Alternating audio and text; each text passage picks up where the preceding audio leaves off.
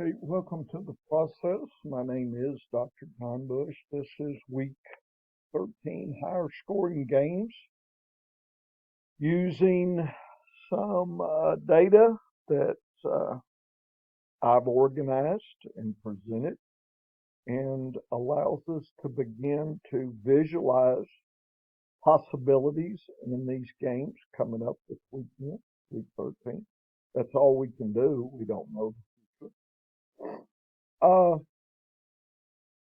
People mistake data for the end game, and it's not. Data allows you to focus your journey towards the goal, and of course, the goal is to help us in lineups and daily fantasy and these kind of things in fantasy football. So, regardless of what I say or others, it is just a tool to help us think and decide. And I do uh, show you what, and again, this is my process. This is what I start with. Certainly have to do other pieces of data, but this is a good start, and that's why I've organized the data like I have. If you've seen any of that, the Science of Fantasy Football or on my YouTube, the process site. So, I just want to remind you that it's not the end here. Like, you shouldn't, at the end of this, say, oh, well, we've got it all figured out. No, it's just possibilities. Everything's uncertain, so it's after the fact, like, and we know that. So, week 13 higher scoring games. So, right away, reason I like to look at high versus lower scoring games is you think that more points probably is better for fantasy than less points as a whole. We're not talking about at the player level. You can have great player performances in a low scoring game. You can have such player performances in a great scoring game. Last night, week 13, DK Metcalf went off. Tyler Lockett didn't. Okay? One might have hoped that the wealth would have been spread a little bit, and it wasn't. It was concentrated.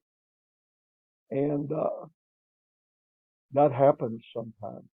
So you can only be as good as your decision, but you can have a good decision, bad outcome, and play Tyler Lockett.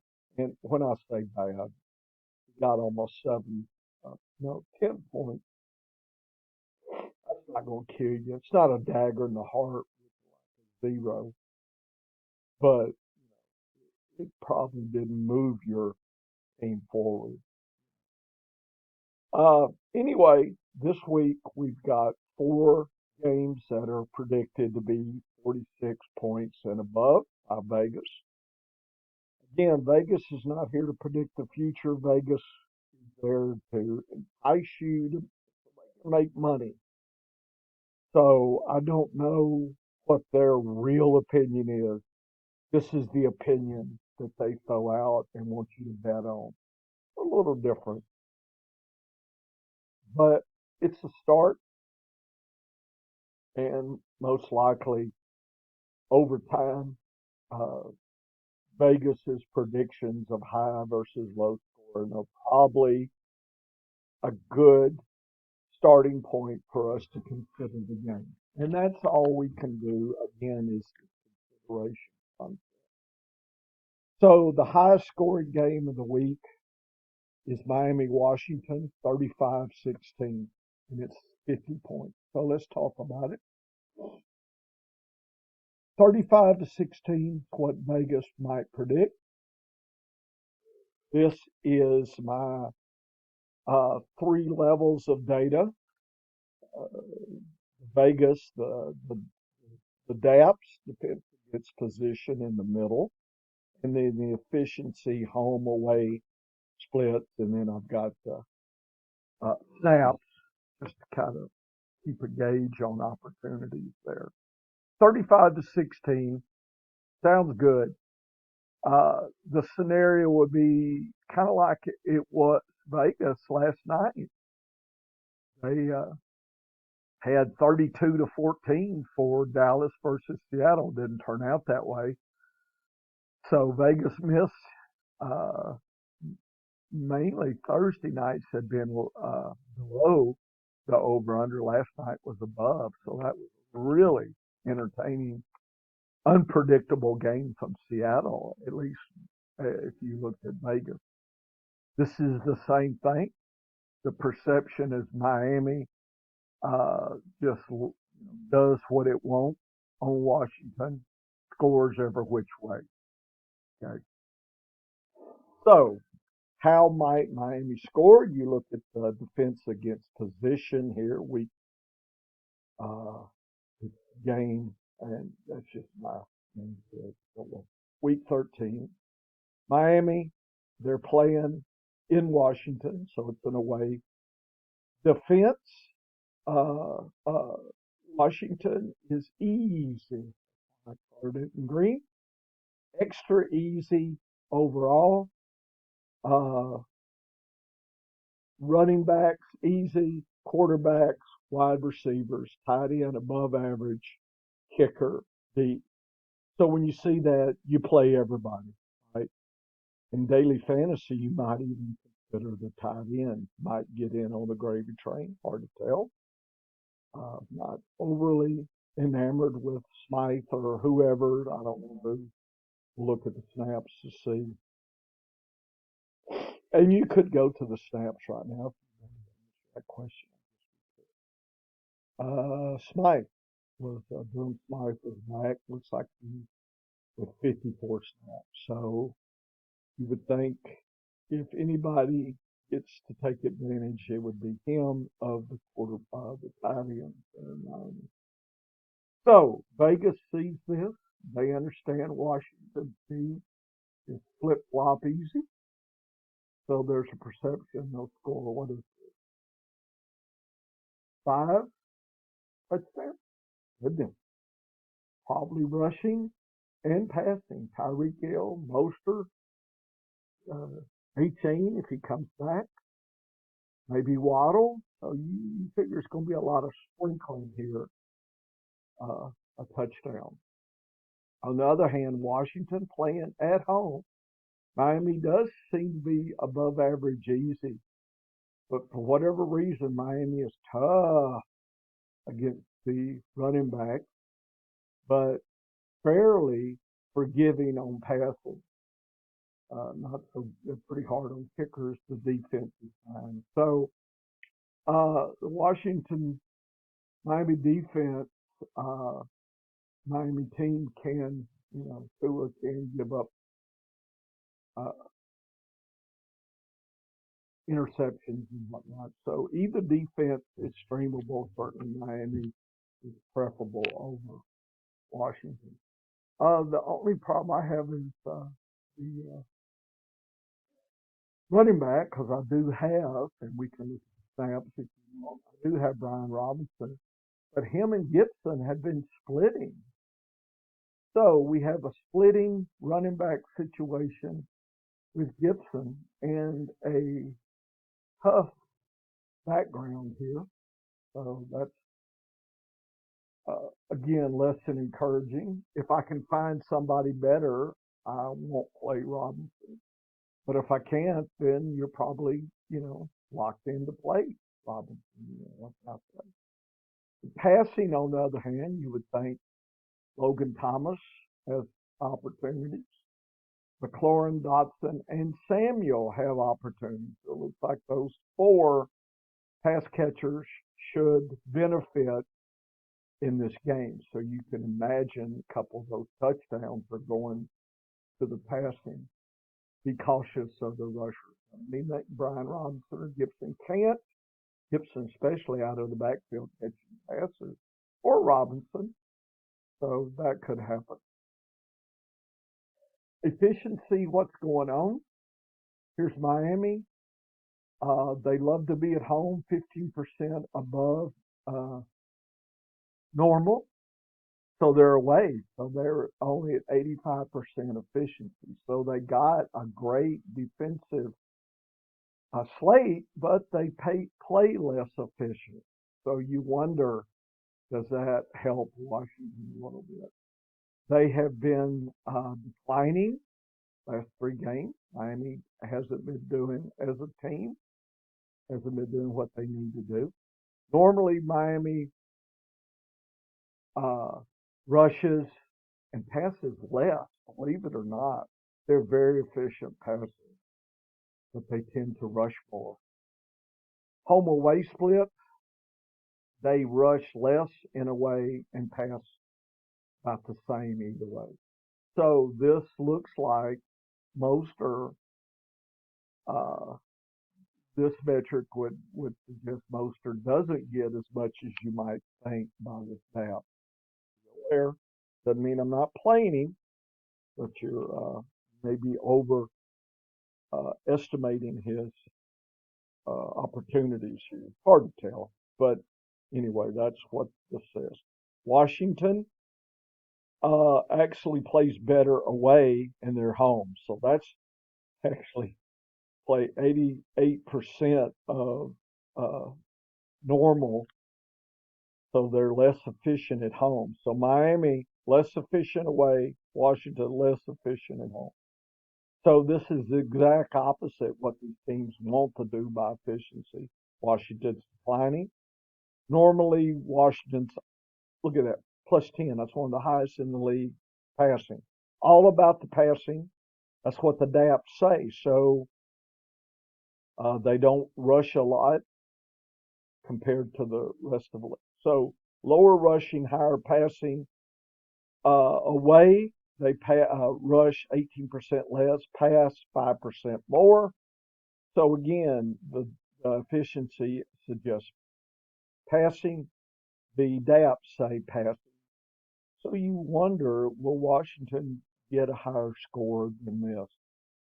And definitely look into if I've got some Washington pass catchers. I'm not necessarily shying away from them. There is a split with McLaurin, Dotson, Samuel have been splitting, the snaps a little bit, so that might hurt. I do like Logan Thomas this week. Lean week for tight ends. Definitely hoping he can get one of these passing scores here. I'm hoping the passing tendency, the DAPs, everything helps me out on Logan Thomas. So that's the idea. Snaps wise, Waddle and Hill and Barrios surprisingly kind of came back from an injury, and he was almost there. Cedric Wilson declined after Barrios came back, so he's the three. He might, in daily fantasy, he might be a surprise. May get a touchdown. Don't know. Okay, so that's the format there. Another game that should give us 47 points is Houston 27, Denver 20. Seems much more competitive than the game we saw before. Denver against Houston, easy. Play everybody except the Denver defense. Houston against Denver, play everybody, tight ends, kickers, except the defense.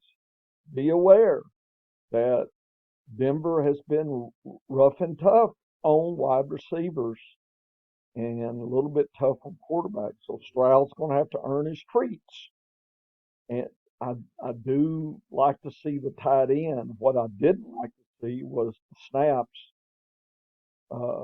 last week with Schultz was splitting carries. So that normally I would be like, oh man, Schultz should collect. But now, given the snaps, a little bit concerned there. I mean, this week you may not have a choice. Efficiency.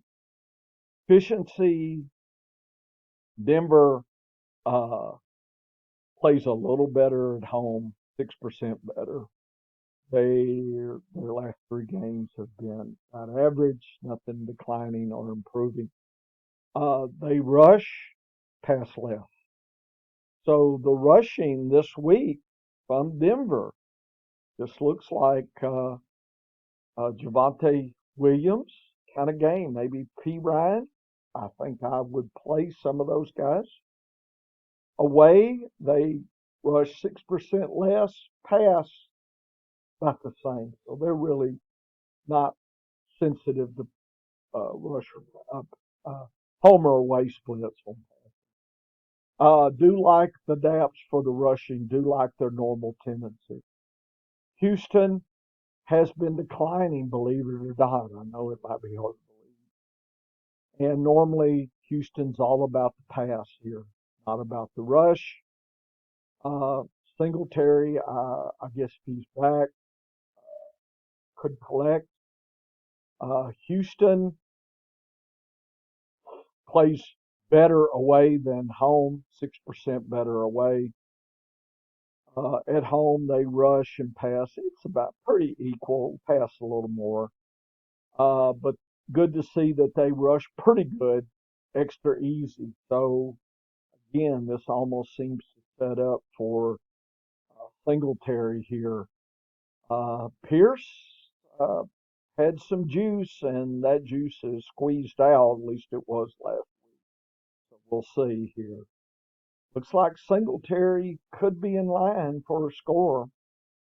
Really hate to see the Schultz versus Brevin Jordan. I just probably got to play Schultz if you got him, but boy, bad taste in my mouth last week. So I have, if I had Logan Thomas over Schultz, I would be hard pressed to play Schultz over Logan Thomas. Okay, even though should be easy. So see that's what brings me back to Schultz. It's tough. Could be a coin flip here, folks. Tank Dell, Collins, it's all about those guys. Robert Woods snaps a lot, but doesn't seem to bring home any scores. So it looks like Alpha and Beta here are basically 1A, 1B. Looks like you want in on both those guys in Singletary. Denver, Monte Williams, definitely over P. Ryan. So, I mean, got to play him, you got to play him. Troutman might be a surprise this week.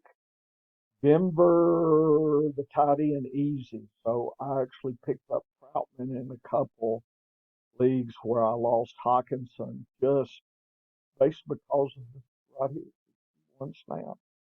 Hoping he'll luckily get a score. Sutton, Judy, Mims, they seem like they've underperformed this whole year, and the efficiency. Denver doesn't like to pass. I don't care what people think, but look at this: -5 on the passing scale, one of the worst in the league uh, in pass attempts. So maybe they're changing now. I know they've been winning lately, but not happy. Detroit, New Orleans. Vegas figures Detroit beats New Orleans by a score or so,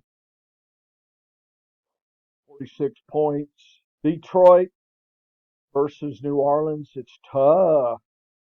Uh, Gibbs has a tough, not a insane tough, but below average. Quarterback's fine, the tight end. Looks like Laporta and Goff have an opportunity. You don't want to play the kicker or the Detroit D this week. New Orleans, on the other hand, looks like they're all about the passing. Trouble is who they're going to pass to. Tight ends, below average kicker. You want to play the New Orleans D. So this suggests there's going to be some passing scores by New Orleans. There's always an yin and a yang. The problem is who they're passing to. Hopefully, Olave can get back. If so, You would think he would be in line for a score. Kamara's going to have to probably catch it out of the backfield, capable of. So definitely probably play Kamara, but I'm not sure it's a big blowout game for Kamara. But if he can get you, you points you need, you can't bench Kamara, but don't, expect it's all in and done with Kamara either. Detroit loves home. 26% less at away. So that, even though Vegas is ignoring that, is a concern. Detroit, though, has been improving the last three games. Detroit passes and rushes way above league average. Anything above one is above league average. So they love to pass. Uh, Away, they rush a little less, pass a little more. Plus 9 passing away, -7 rushing. So it looks like they want to pass, which is kind of what the New Orleans defense wants them to do or allows them to do, especially with tight end. New Orleans has been average. New Orleans, it doesn't really matter if they're home or away. New Orleans, it's all about the passing, which is what the Detroit D wants to give them. So that fits right in with their tendency. Again, 10% at home passing. So everything lines up for passing for New Orleans. Let's go to New Orleans. Olave, I hope he's back and he's more healthier. 34 was suck. Rashid's, I think he's out with Perry Bowden. And then Olave, I think this should go up. So who knows? Bowden, Perry might get an extra score. Definitely Olave seems locked in if he plays for a score. Juwan Johnson, if you look at the DAPs, he's going to have to earn his biscuits. But, in this week, you may not have a choice but to play him. You got to play him, but it's not a guarantee he scores. Kamara, you got to hope he can catch it out of the backfield and run. So you're stuck with that. Gibbs has been pretty much over Monty. New Orleans is, I'm sorry, fairly tough, below average tough against rushing. So Gibbs, his strengths going into the strength of the defense. We'll see what happens. Laporta seems like it's all in, go for him. Brown, of course, Reynolds and Williams are the 2A and 2B. Reynolds may surprise us this week. So for Williams, I mean, these are deep flex plays. Brown is a sure thing. Okay. Frisco, Philadelphia looks like to me, offensively, you would think with all the star players, this would be a higher score. But Vegas says 26-21. San Francisco, 2.5 points, 47. Frisco beats Philly. I don't know about that. Philly going against Frisco. Frisco, look at this red. Super tough. Philly with Swift has an opportunity and the pass catchers. So it looks like if Hurts can get the passing going against this tough defense, wow, this could be really. Swift may be taken out of the game as far as the rushing side. He may have to do his business catching. This looks really bad for Philly, even though they're at home, which helps, I'm sure. Frisco is away, and it looks like McCaffrey, is the unstoppable, is playing against a tough Philly rush team. Look at extra tough. It's going to be very intriguing to see how Swift and McCaffrey do against each other's team. Looks like Purdy, Samuel, Ayuk all day long. Looks like Kittle's going to have to play roughly against a rough and tough D to get his point. This week you may not have no choice, but just lower your expectations. Probably don't want, believe it or not, you don't want to play the D or the kickers. Unless, I mean, if you gotta, you gotta. Philly has been improving last 3 weeks. Philly loves to be at home, 27% more efficient, and they are at home. So that helps balance out what they're going against, one of the toughest defenses in the league. Philly loves to rush, actually passes less. And this almost implies uh, San Francisco will give you some rushing and some passing. It's just if the quarterback can survive the rush here. Uh, the tight end, I don't think Goddard's coming back this week, so there's anything. Philly loves to brush, 19% at home, pass 18% less. So I don't know how big a game it is for Brown and Smith. I mean, hard to sit them, but this is more up. This is more tricky than I think you might think, but you got to play them. Frisco loves to be away. They play 12% better. So Philadelphia is where they want to be. Frisco is where they want to be. So again, it looks like both teams are playing where they want to play. Frisco's hasn't been declining or improving. Frisco normally loves McCaffrey and doesn't want to pass as much. Away, they're going to rush less, pass more a little bit.